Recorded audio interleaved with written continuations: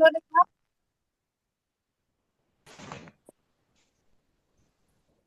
Assalamualaikum warahmatullahi wabarakatuh. Shalom, Om Swastiastu, Namo Buddhaya, Salam Kebajikan.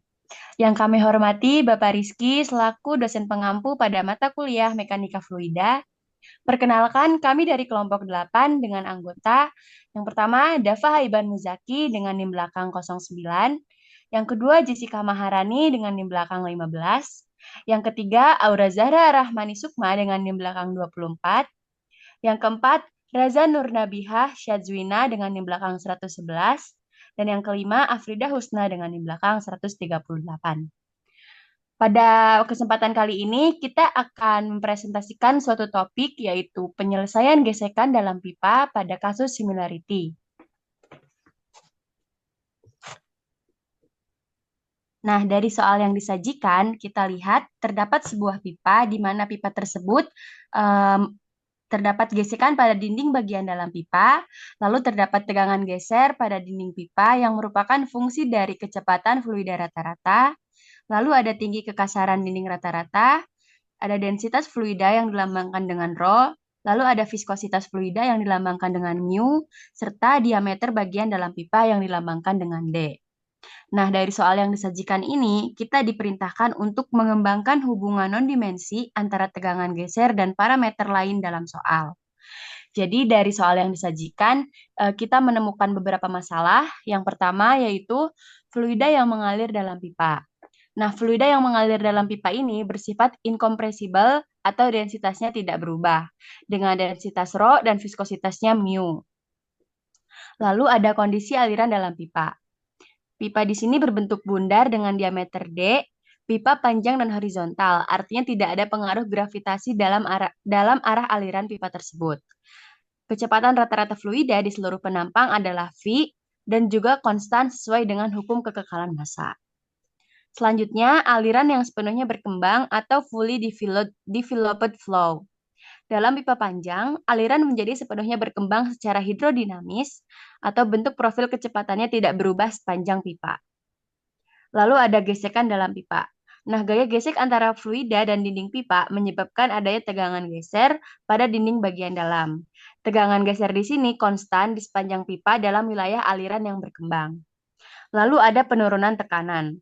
Tekanan menurun secara linear sepanjang pipa untuk mendorong fluida melewati pipa guna mengatasi gesekan. Tekanan di sini adalah satu-satunya parameter yang berubah sepanjang pipa. Jadi parameter lain itu bersifat konstan.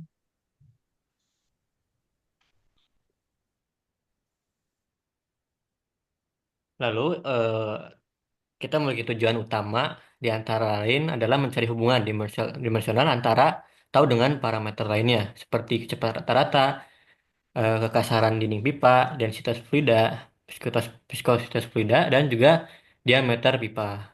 Dengan asumsi untuk mempermudah kita dalam perhitungan, yang pertama adalah aliran itu sudah sepenuhnya berkembang secara hidrodinamis. Yang kedua, fluida bersifat incompressible. Lalu yang ketiga adalah tidak ada parameter lain yang signifikan dalam masalah ini.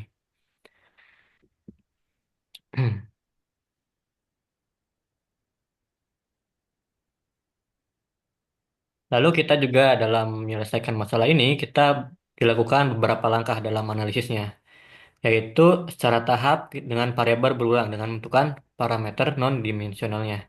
Langkah pertama adalah menentukan 6 variabel yang relevan dalam bentuk fungsi, yaitu fungsi tau yang mana bergantung dengan V, epsilon, lalu ada rho dan juga mu dan juga d. Lalu langkah kedua adalah menentukan dimensi primernya dari setiap parameter, yaitu ada tegang geser dengan dimensi ml, lalu ada epsilon dengan dimensi L, lalu ada juga rho densitas fluida yaitu dengan dimensi ml pangkat min 3. Lalu juga ada viskositas dengan dimensi ml dan juga diameter pipa yang berdimensi L. Lalu langkah ketiga adalah menetapkan J, yaitu jumlah dimensi dasar, yaitu sebesar 3, yaitu massa, panjang, dan juga waktu. Jumlah variabel dalam sistem kita adalah 6. Berdasarkan teorema Buckingham-Pai, maka jumlah parameter dan non-dimensional n yang bisa kita bentuk adalah dengan rumus K sama dengan n dikurangi J, yang menghasilkan nilai 3. Berarti kita membutuhkan 3 parameter non-dimensional untuk menyederhanakan hubungan dalam sistem ini. Lalu yang terakhir adalah memilih parameter berulang, yaitu syaratnya ada tidak boleh termasuk variabel terikat, harus cukup bervariasi dalam satuan dimensinya. Lalu sebaiknya mencakup masa, panjang, dan waktu agar bisa digunakan untuk menyusun parameter non-dimensional lainnya. Dari masalah kita ada parameter yang ada, yaitu kecepatan rata-rata, ada diameter pipa, dan juga densitas fluida. Dipilih sebagai parameter berulang. Lanjut.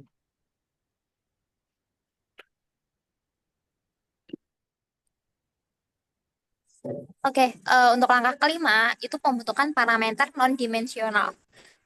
Membentuk parameter non-dimensional pertama yaitu untuk yang A, pembentukan P1 itu persamaan P1 itu sama dengan tau B dikali V pangkat A dikali D pangkat B dikali rho pangkat C dengan memasukkan dimensi pada masing-masing. Tau B itu dimensinya M L pangkat min 1, T pangkat min 2, V itu L, T pangkat min 1, D itu dimensinya L, dan rho itu dimensinya ML pangkat min 3. Nah, kita sudah mendapatkan dimensinya, kemudian kita memasukkannya ke dalam persamaan P1 yang tadi, sehingga P1 sama dengan ML pangkat min 1, T pangkat min 2, dikali LT min 1 kali A dikali L pangkat B dikali ML pangkat min 3 kali C sama dengan non-dimensional. Kemudian kita akan menguraikan berdasarkan dimensi dasar MLT. Yang pertama, kita akan menguraikan dimensi massa, yaitu M pangkat 1 plus C sama dengan M pangkat 0. Sehingga kita fokus pada pangkatnya saja, sehingga 1 plus C sama dengan 0, C sama dengan min 1. Kemudian untuk dimensi panjang, L pangkat min 1 plus A plus B min 3C sama dengan L pangkat 0, kita substitusikan C itu sama dengan min 1 yang kita peroleh dari massa yang tadi, sehingga min 1 tambah A tambah B plus 3 itu sama dengan 0. Sehingga nilai A plus B sama dengan min 2. Kemudian untuk dimensi waktu T, yaitu T pangkat min 2 min A sama dengan T pangkat 0. Nah, min 2 min A sama dengan 0, sehingga nilai A sama dengan min 2. Nah, dari A plus B dimensi panjang L tadi itu kita dapat memperoleh bahwa nilai B sama dengan 0. Sehingga nilai ekspresi P1 menjadi P1 sama dengan tau B dikali V pangkat 2 dikali D pangkat 0 dikali rho. Karena P1 mirip dengan faktor gesekan Darcy yang umum digunakan dalam analisis aliran pipa, maka kita modifikasikan menjadi P1 sama dengan 8 tau B per rho V pangkat 2 sama dengan F. Kemudian yang B, next. Kemudian yang B itu pembentukan P2, yaitu bilangan Reynolds atau RE. P2 sama dengan mu dikali V pangkat A dikali D pangkat D dikali rho pangkat C dengan dimensi mu sama dengan ML pangkat min 1 T pangkat min 1, V dimensinya LT pangkat min 1, dan D sama dengan L. Nah, kita substitusikan dimensi tersebut ke dalam persamaan P2, sehingga ML pangkat min 1 T pangkat min 1 dikali LT pangkat min 1 kali A dikali L pangkat B dikali ML min 3 kali C sama dengan non-dimensional. Lalu kita melakukan hal yang sama dengan P1 yang tadi, menguraikan berdasarkan dimensi dasar M, L, dan T. Yang pertama kita akan menguraikan dimensi massa M. Nah, 1 ditambah C sama dengan 0, sehingga C sama dengan min 1. Untuk dimensi panjang L, itu tuh pangkatnya min 1 tambah A tambah B min 3C sama dengan 0. Nah, kita substitusikan C sama dengan min 1, sehingga min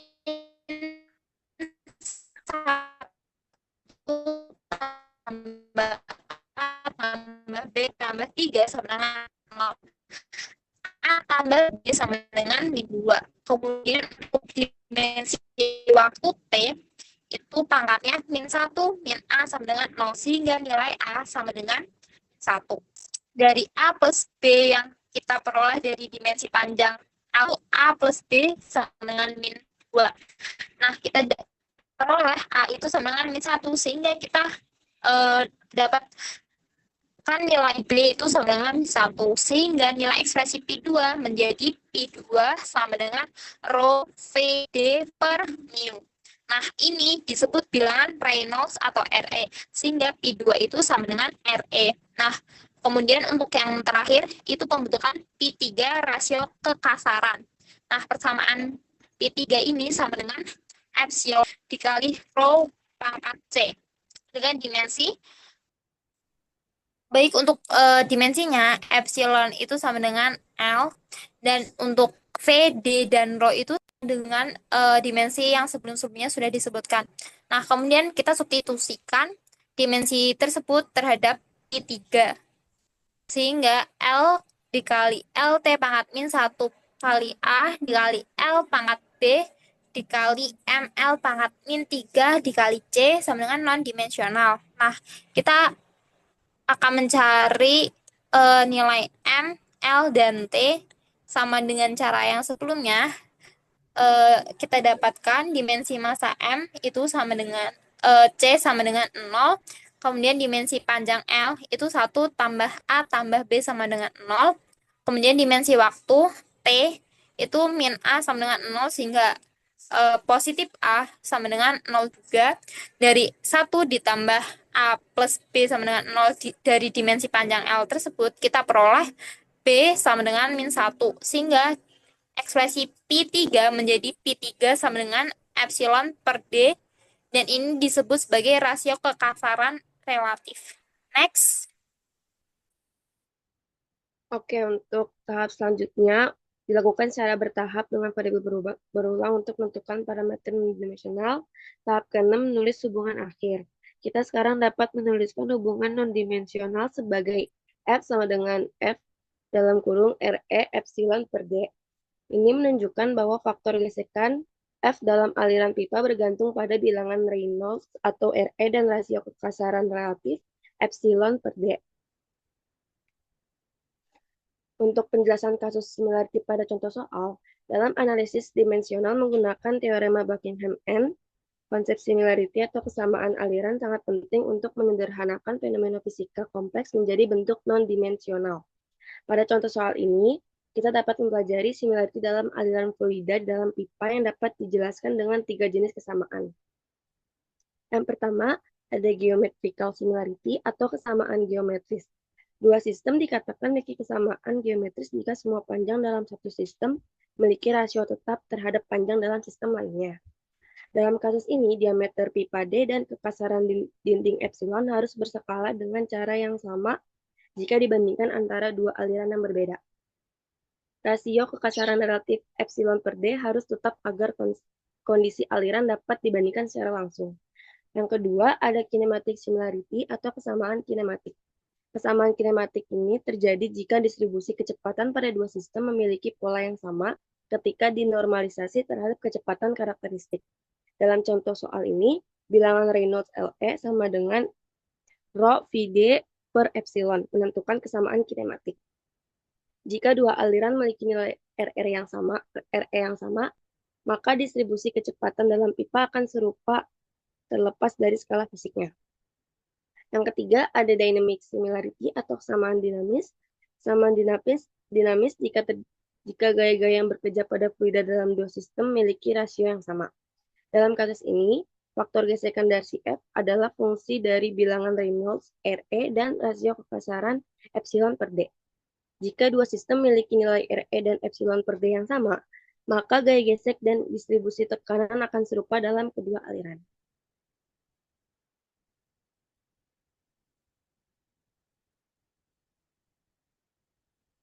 Baik, untuk kesimpulannya, pada contoh soal ini, kesamaan aliran dalam pipa dicapai ketika dua kondisi utama terpenuhi, yaitu yang pertama, jika bilangan Reynolds RE itu sama, sehingga pola aliran dan distribusi kecepatan tetap serupa. Yang kedua, rasio kekasaran relatif sama, sehingga pengaruh kekasaran dinding terhadap gesekan juga tetap serupa. Jika kondisi kedua ini dipenuhi, maka faktor gesekan F juga akan sama, sehingga kehilangan tekanan dalam kedua sistem akan berskala dengan cara yang sama. Konsep similarity ini sangat berguna dalam eksperimen model skala. Misalnya, ketika ingin memprediksi aliran dalam pipa besar dengan menggunakan pipa skala kecil di laboratorium. Next. Mungkin cukup sekian presentasi dari kelompok kami. Mohon maaf apabila ada kekurangan. Jika ada pertanyaan bisa diketik di kolom komentar. Wabillahi taufiq wal hidayah. Wassalamualaikum warahmatullahi wabarakatuh. Waalaikumsalam.